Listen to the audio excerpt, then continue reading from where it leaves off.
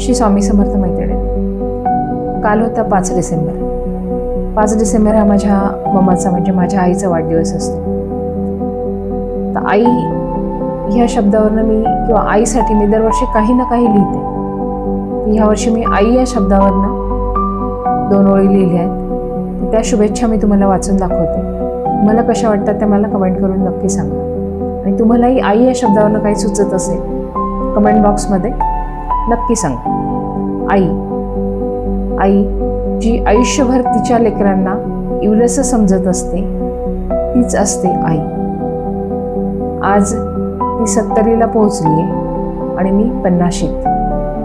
पण आजही अजूनही ती तीच आई आहे. मम्मा, वाढदिवसाच्या खूप खूप शुभेच्छा. मला प्रत्येकाला वाढदिवसाच्या शुभेच्छा देताना नेहमीच खूप काहीसं छानसं लिहावंसं असं वाटतं आणि मी प्रयत्नपूर्वक करतही असते. तर मी हा केलेला प्रयत्न तुम्हाला कसा वाटला मला कमेंट करून सांगा. आणि तुम्ही असं करता का? करत नसाल तर नक्की करत जा. कारण वाढदिवस किंवा जन्मदिवस हा प्रत्येकाचा एक खूप आठवणीतला दिवस असतो की ज्याच्यामुळे तो आज ह्या आयुष्य जगत असतो.